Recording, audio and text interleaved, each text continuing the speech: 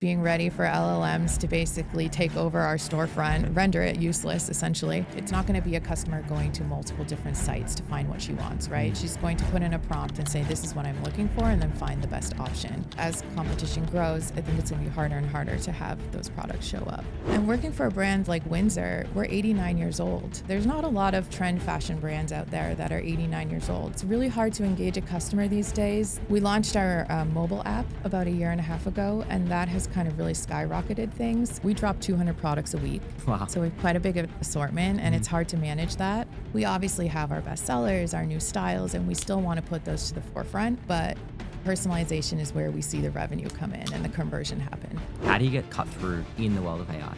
LLMs are going to be where a lot of people shop. Those stories still need to live somewhere, and I think that's going to be the purpose of a site in the future. It's not necessarily going to be where people shop. In the world of AI then, what do you think the brand actually controls? Freya, incredibly excited for today's episode. I mean, Shopify measures their top brands in the top 400 list in the US, and Windsor is part of that list, which is obviously an incredible company to be a part of. You guys are everywhere.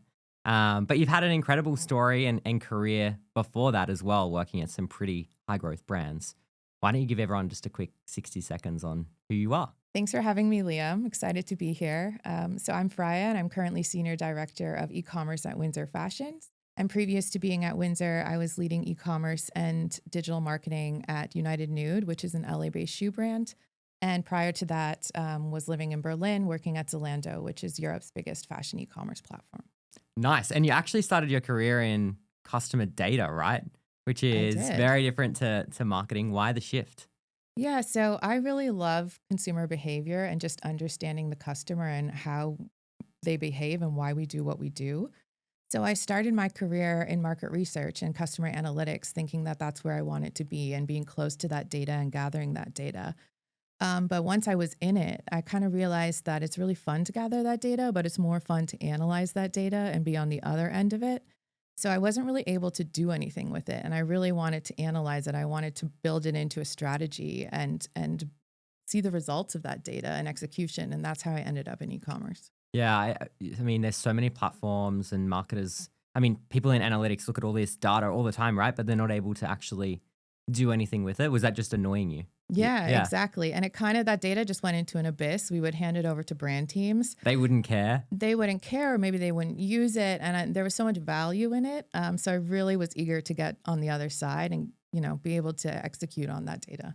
I want to go back to your time at Zalando. You ran some pretty epic campaigns there, which would have been such a pivotal moment in your career. Why don't you take us back to that? Yeah, I absolutely loved working there. It's a fascinating company. It is a fashion company, but a tech-first company. And I think that's what really made the difference. And there I actually started the content marketing team. At the time, it was, a big buzzword. Content marketing was a thing, but no one really knew what it was. So I had a team of 4. And after 2.5 years, had a team of 18. So obviously content marketing became and was important. And we were doing all of the content across the entire Zalando customer journey in all of the countries. So at that time, 18 countries across women's, men's, beauty, kids, sports, and luxury. So obviously having to create different content for the different audiences and speak to them in very different ways. And we were able to kind of scale from a small team to such a large team because not only were we doing content for the customer experience online, but we were able to then also create content for all of the other digital channels and digital touch points across the business. So what was the content team responsible for? Was it just simply Instagram? Were they looking after influencers as well? Like what were you? Yeah. So we were creating content for every touch point on the website. So homepage campaigns, anything you would see on a collections page, PDP, so launching products, doing merchandising, PDP copy, shooting the PDPs, and then all of the email content, paid content, and then later on also working with the media services team that was selling placements on the site and making revenue off of the content from brands that we'd show on the site too. Was there a campaign that you worked on that really stood out? I mean, you would have worked on so many, right? Yeah. Not a campaign specifically, but as we continue to grow, we took over strategic initiatives like sustainability or Okay. streetwear, and that became a big part of the business. So as we took on, like, how are we going to communicate sustainability across the website? We're buying the product Mm, now, we're buying sustainable product, and it's our job to sell it. So how do we take the product? How do we take what the customer wants to see and hear and experience when shopping sustainability, and then launch that across all digital touch points? So it was more project and strategic project based, but it was exciting to launch a whole new category, and that was sustainability, also our luxury department, streetwear, all these big kind of ideas. How did you get the team to start focusing on the bigger picture, like looking forward to these strategic initiatives? Because I Mhm. feel like so many content teams are just churning out content all the time, and there's not really a light at the end of the tunnel. They're not really working towards anything, but it Yeah. sounds like you had a bit of a different approach. It's definitely a company-wide effort. Right. It's So in the DNA. yeah, Yeah. but we also had to take a step back and say, like, what do we need to learn? What do we need to learn internally? What do we need to learn externally in order to actually create content that has a high click through, that's engaging, that converts? Mm, So we basically interviewed the product teams and we said, what's important about this product? What's different? What's interesting that we need to communicate to the customer? Then we did focus groups with customers and said, how do you want to experience sustainability? How can we communicate these things to you in the right way? What's trustworthy for you within sustainability? And then we basically met with our creative teams, did a deep dive, and came up with a strategy of how we would communicate that. right. So, yeah. We were at Cut Stars. I think you were too, right? I think I Yeah. was there later Yeah. in the day at ETAL this week in Palm Springs, and I loved their framework or the Visionaries framework where everyone got up and they Hmm. shared their framework of doing something. What Yeah. would you say is your framework around getting click through, getting people to engage with this content in the way that you want to? I mean, if you're a Yeah. marketer, how do you actually get people to click on it? Yeah, I think it's kind of twofold. It's really understanding, okay, what's the differentiator of our product and how can we tell that story through content? Mm, But then also what's authentic and what's aspirational to the customer. I think good content kind of has three layers, and that's not within one piece of content, but across your experience and your journey. And that's aspirational content, that's product led content, and then that's the layer of personalization. So if you can nail all three, I think you have a pretty good content And strategy. and something you're super passionate about is storytelling, right? I feel like Hmm. it's a way that you really use to stand out. Yeah. Talk to us a little bit about that. Yeah. I just think, it's really hard to engage a customer these days. No one has time, but also they're so distracted by devices and other Mm, competition they could be shopping on, right? And working for a brand like Windsor, we're 89 years old. So there's not a lot of trend fashion brands out there that are 89 years old. So obviously, we've had to rebrand and tell a new story very frequently. So I think storytelling plays a key role in that, to be able to tell your brand story, tell a new story, and really show up for the customer in the right way at that time. Yeah. I interviewed the VP of digital at Patagonia Hmm. earlier this week, and that's such a huge part of their strategy as well.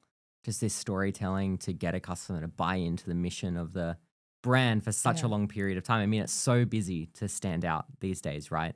definitely. Um, is there any brands that you look up to outside Windsor? Yeah, for various different reasons. I think there are brands that I think are really aspirational.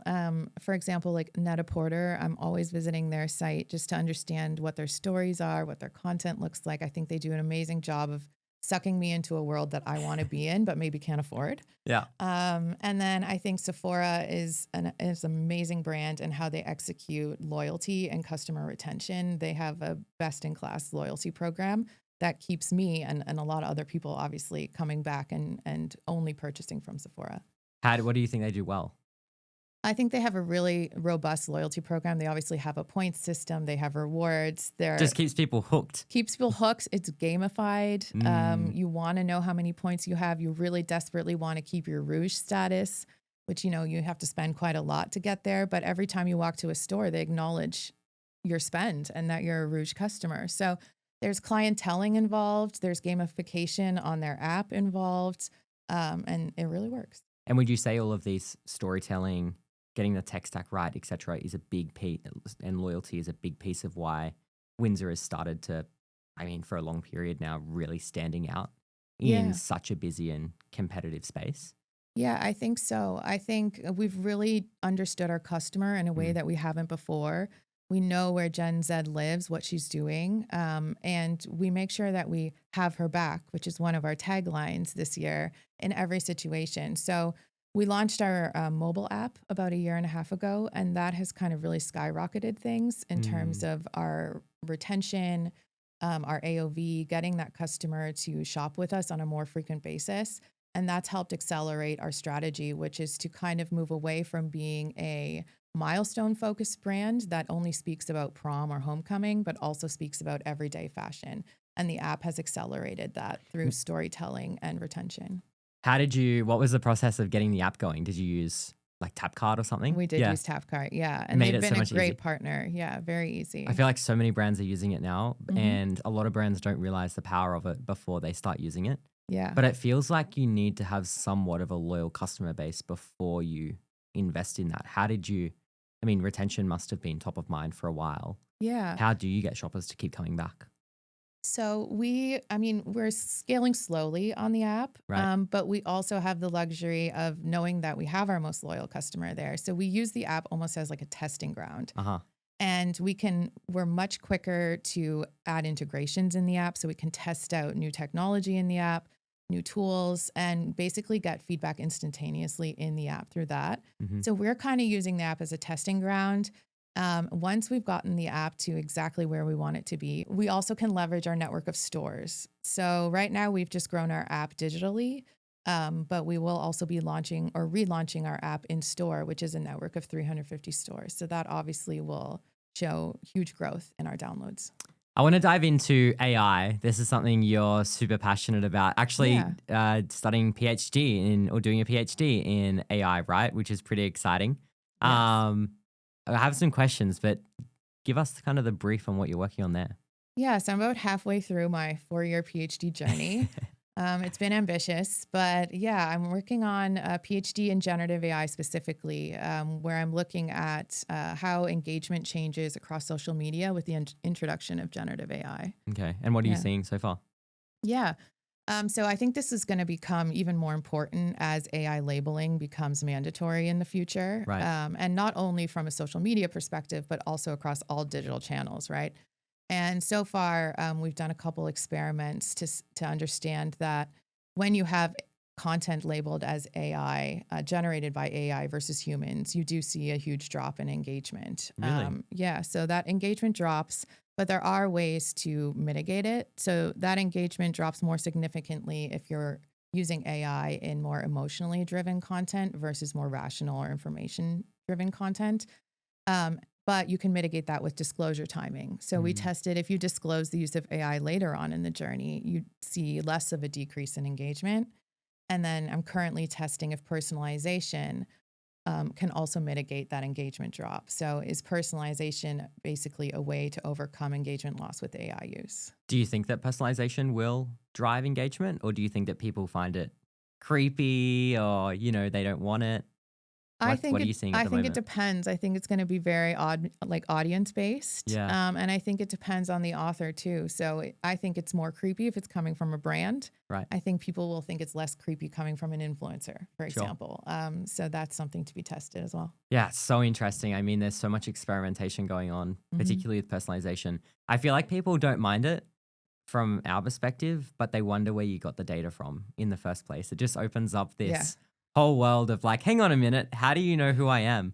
How do you think that on social media platforms where, say, above a Twitter article or an X article or on Instagram, etc., it'll say generated by AI, their systems are almost picking up if it is generated by AI or not. Do you think that will impact conversion? Do you think it's almost the most important time for brands to be leaning into AI or staying really personal in the sense of using real humans, real storytelling?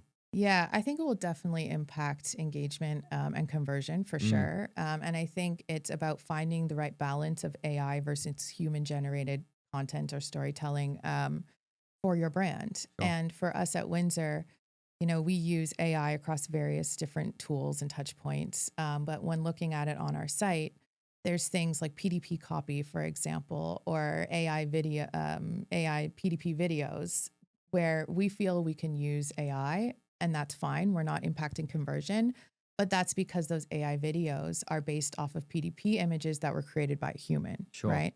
So I think there needs to still be that element of human emotion that's there, and you can build on that with AI. How do you think that AI will change shoppers' buying behavior when it comes to things like being at, Shopify's latest integration with OpenAI and being able to just search for products?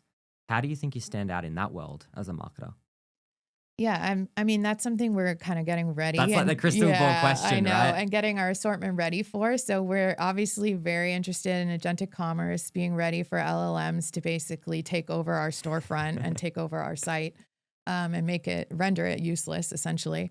But yeah, I think, there's a couple things that we're doing right now to make sure that we get that assortment visibility in LLMs once that really starts to kick off. And we already hear that, Gen Z, Gen Alpha is saying, well, let me chat GPT it versus let me Google it. So it's only going to become more and more important. Well, as a brand, then, what do you think is like one really safe AI use case today that every brand should just be using? I think PDP copy Right. just makes complete sense. And then obviously like personalization across recommendations, merchandising search across your site. That's an easy one. And you're doing that today? Yeah. Yeah, Yeah. And customer service too. exactly. Yeah. I want to dive into a bit more of how you're using personalization. I think that this is a really hot topic, particularly across product recommendations, cross-sell, upsell. On the app, there'd be such a huge ability to do personalizations with things like notifications, etc. What's Windsor doing on that front? And not just what you've experimented with, like what do you feel is working when it comes to personalization? hmm Yeah. For us, personalization across our merchandising really works. So we drop 200 products a week. Wow. So we have quite a big assortment and Mhm. it's hard to manage that. We obviously have our best sellers, our new styles, and we still want to put those to the forefront. But personalization is where we see the revenue come in and the conversion happen. So we do that in our merchandising, our recommendation carousels, as well as recommendations in emails, for example, where we're continuing to evolve in using AI across our app and our site Mhm. is virtual try on, for example. So Okay. that's coming next in our app. Yeah. Very excited for that. And interactive styling as well. So that'll allow us to show a lot more of our assortment and make the app more engaging as well. So it's almost like playing a game and styling yourself. How do you decide what new tech to use? I mean, you'd be getting approached by tech vendors at Yes. events, etc., all the time, right? Yeah. But it only makes sense if it's going to increase conversion, increase revenue, or make the user experience better. Yeah. How do you decide? So we have a pretty clear roadmap, and obviously we're flexible on that too. But we have our objectives and where we're trying to grow the business, whether it's conversion rate, AOV, or even our international business as a bigger project. So as a first step, I'm kind of looking at new tools that layer into that strategy. But then I think it also gets a little bigger than that. So I'll give you an example. I like to understand kind of what the strategy is across the business and what other business units are trying to achieve, because I think a lot of the time we work in a silo with e-commerce Hmm. and we're trying to just improve conversion, AOV, whatever that might be. But for example, we have 350 stores, right? So we have a big store footprint. And one of the challenges that they had is that they have long wait lines in the stores for the fitting rooms during prom or homecoming season. Right. So understanding their strategy kind of got me thinking, and I'm like, how can I use their problem to our advantage? So now we're also going to be integrating a wait list functionality within our app. So you'll download the app in store in order to sign up for the fitting room wait list, which will incrementally increase our downloads, but solve their business problem. How do you balance? I mean, that's a hard thing to balance, right? Because you've got one team that is obsessed with in-store conversion. hmm You've got another team that's obsessed with online conversion. How do you work together? Well, at the end of the day, we're all working for one company, but of course there's the struggle. Yeah, I think, we solve some of their problems. And then on the other end, we have ship from store on our site. Okay. So we're taking product from the stores, sending it to our e-com customer and picking up that revenue. So, it's a balance. It's all just one thing at the end of the day. Yeah. What do you think are the biggest mistakes a brand can make today when it comes to scaling? I mean, a lot of brands will just staying on the bandwagon of just throwing all their money at meta ads. Mhm. That doesn't deliver results as well as it used to. They're thinking about personalization, but it's not a big, they're not investing in it. They're not investing in things like content. Mhm. What do you think it truly takes today to win? Yeah. I think it's understanding where your customer is or where they will be. Mm, And that was something when I was working at United Nude previous to Windsor. It's a smaller brand. So you have to find a lot of opportunities and it's a very niche customer base. So where can I extend that community? So going into kind of social commerce, if it makes sense for you and finding the right channel for that, but also marketplaces, if it makes sense. So at United Nude, I brought on Macy's, Nordstrom, Wolf and Badger, and Minto.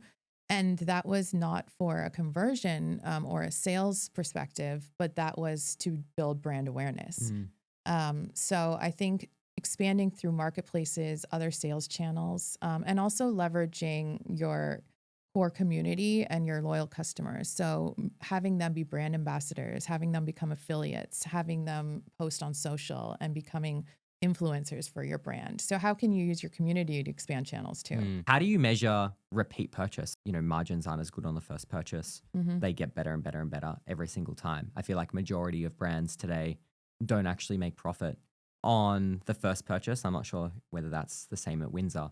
It seems like the second, third, fourth, fifth, sixth purchase onwards are the real money makers. Yeah. Is that kind of the way you think today? It's not necessarily the case at Windsor because there's a lot of discovery of the brand through a milestone moment. So Okay. the customer would come to us for prom, for example, and that might be their first experience with Windsor, whether it's online or in store. Mhm. And that's quite a big purchase for her. So that would be a profitable conversion for us. But then it's about tracking her journey and her life cycle from there. We don't want her to be just a prom customer. And we can't now target her with prom dresses, which would be the experience with automated personalization from there, right? So we need to make those tweaks across the customer journey within our CRM, even in store, to make sure that after she's purchased a prom dress and entered kind of the Windsor universe, we're giving her the right product at the right time past that to keep her coming back. So after prom, she might be interested in a festival or a concert outfit for the Mhm. summer, or then she might be interested in New Year's Eve dress. So we just need to make sure that we're targeting her with the right product in her journey. How do you do that post the first purchase? Like, what is the kind of life cycle today? Are you emailing, SMS? Mm-hmm. Yeah, so emailing, SMS, push. So when you buy a prom dress, you're going to be targeted with a offer for tops and bottoms. Okay. So in order to keep you as our customer, we want you to come back, buy that everyday fashion. hmm And once you're buying that everyday fashion, you kind of enter the Windsor universe. And then that's when we start to see her on our app, leaving reviews on our socials, and then playing around with everyday or going out outfits. Yeah. Why do you think they start with like prom, for example, and not everyday outfits first? They don't always, of course, Okay. but we are You find we are that. most well known to be a prom or a homecoming destination, Okay. and that's the space that we dominate essentially. So that's just kind of the entry point for us in most cases, hmm and then she discovers our assortment from there. How are you winning the awareness game just across social in general? Mhm. I mean, young people seem to shop at Windsor a lot, which is hard to win the awareness game. But also, once you start to win it, it just seems to grow like wildfire, Yeah. like Windsor's experiencing today. How have you managed to do that? Yeah, a couple things. So we have a really robust affiliate and ambassador program. So a lot of our brand fans become our affiliates and ambassadors to the brand. We also have we do a lot of offline events and specifically on campuses for sororities. And that's another retention play because that prom dress purchase, let's say, or homecoming happens before the customer goes to college. And in college is where she needs sorority event outfits or she needs going out outfits. There's always something to attend in college. So we do a lot of offline activations across campuses in the US. We bring Mm. influencers, we host events in our stores, and that brings our customer there and she becomes engaged in that Windsor universe. How do you forward plan things like events, content, bring it all together? Like, Yeah. what's the planning cycle? Well, we focus on our key moments Okay. being prom, festival, homecoming, grad, and New Year's or Uh-huh. holiday. So our calendar is built around that. Right. And yeah, then we work with our group of influencers. We plan out those key like zeitgeist moments, what's relevant within Gen Z culture. Hmm. And then we plan out from there.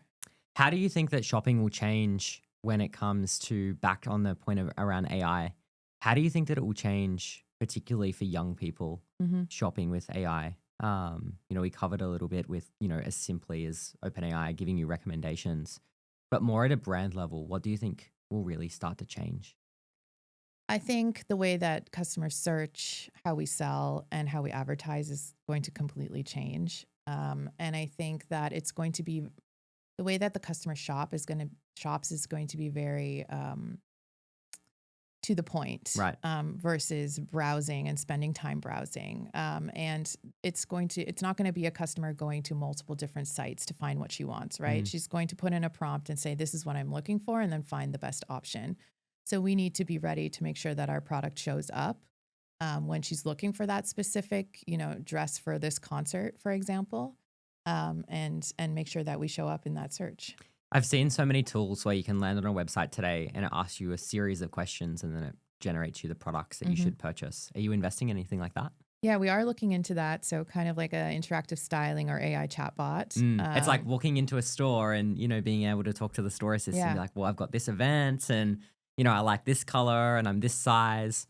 And then they'll help you, right? yeah. So like a Experience. virtual stylist, Yeah, basically. exactly. Yeah, I find that really cool. yeah. Um, how do you think that you get cut through with storytelling? I mean, that's been such a big strength of yours throughout your career and something you Mhm. focused on a lot. How do you get cut through with storytelling in the world of AI?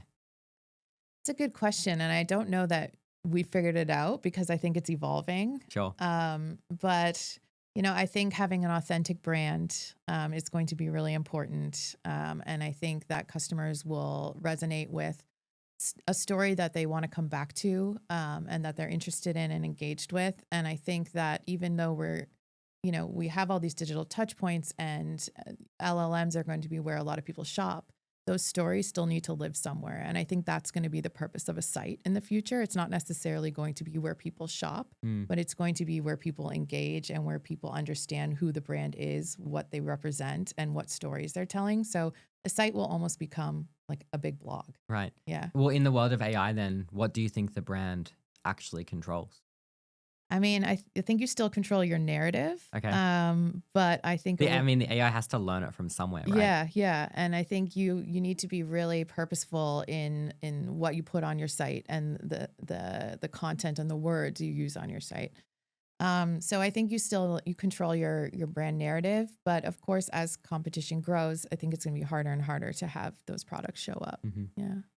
Yeah. Back to content. Why do you think that most brands treat content, just as a project on the side, something it's a one quarter thing and then they forget about it Hmm. versus being a revenue driver? What do you think it truly takes to turn it into, as you mentioned before, it really needs to be in the DNA of the company for it to actually be successful? Yeah. How do you bring it into the DNA of the company? I think it's because content is very hard to track performance of. So it's hard to see the ROI of content. Hmm. And I think that's why, performance marketing, you obviously can easily see what the return is. But without that content, I mean, you're not filling the space, right? So if you think about our Windsor app, for example, it takes an incredible amount of content to fill an app and make an app engaging. Mm, And you don't always necessarily have an ROI connected to that. But when just looking at my Zalando experience, and I was very lucky there because we had a huge in-house dev team, but we were able to find a way to track the return on investment on our content. And basically that's how we were able to scale it because we could see that return. But that's because we were able to create those dashboards in-house and we were able to build versus buy those solutions. how do you think then at a leadership level, it's what it takes to get investment, in the boardroom to invest in content when it's just so easy to throw money at paid media. Yeah. Yeah, I think it depends if you're able to find a way to track it, of Right. course. And like But how do you track it today? so we do it by a first click attribution. Okay. So if you're coming through a specific campaign and then you convert after entering through that campaign, that's basically how we attribute the revenue. So that conversion is connected to that click. And that tells us that, okay, this campaign was interesting. She liked the image, she liked the topic, but then we also did a good job merchandising. The product was interesting, and we obviously did a good job at converting her. Versus just looking at the click-through rate, which then doesn't tell us the rest of that journey. Sure. So that's how we attribute ROI to content now. Yeah. What do you think is the biggest differentiator then in content that converts and does get the click-through in the 24-hour period versus content is just good to look at? Yeah. Well, it's about the full journey too, right? So the product needs to be good, the merchandising needs to be good. But I think it's about really understanding what how the customer wants to be spoken to. So to give some examples at Zalando, so I was working across all 6 categories, which that type of content is very different. So how a menswear customer wants to experience content and what they think is good content is very different from a beauty customer or a kids customer. So if you are able to attribute revenue attribution to your campaigns, you're also then able to say, okay, these are our top revenue driving campaigns of the last quarter. These are our bottom, and then understand the patterns from there, which in our case was very clear. Yeah. I think AI is going to have a huge impact in helping marketing teams being able to measure what is working, what's not, being able to give creators, creative designers briefs on what's working. I think that's going to be exciting. If you kind of look back at a content piece or a campaign that you've worked on at Windsor to date, what would you say is the one that you're most proud of? One that really stands out. I mean, yeah, we've been on such a journey. If you look at Windsor 2 years ago versus now, it's almost so like different. a completely different brand. So it's been an evolution, and that takes time.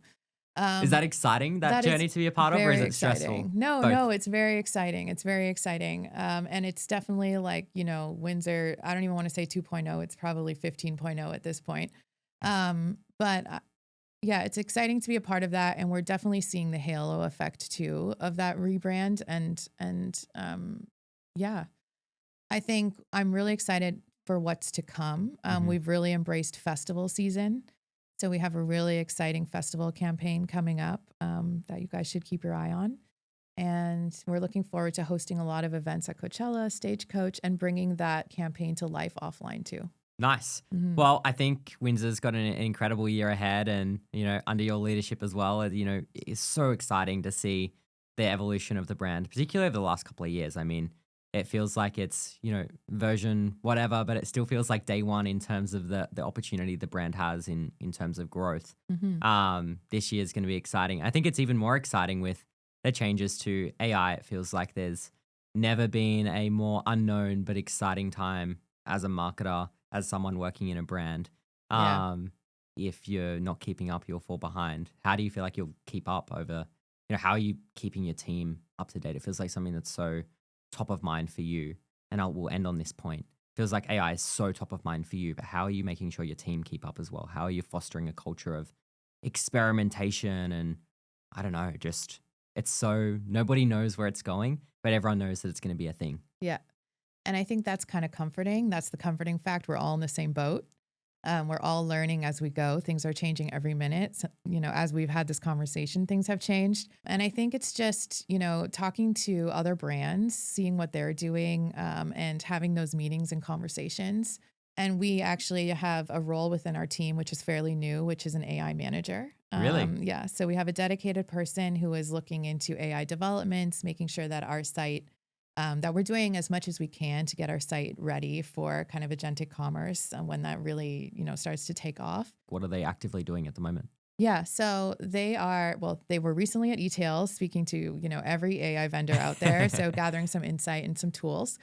But they are working on updating our PDPs for LLM visibility, updating our bottom of page copy with FAQs to make sure that we have greater visibility as well through LLMs.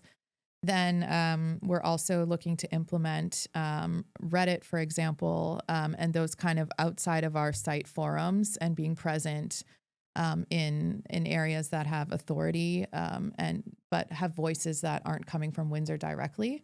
So YouTube, Reddit, making sure we're answering all of our comments on our social platforms, having influencers speak for us and on our behalf.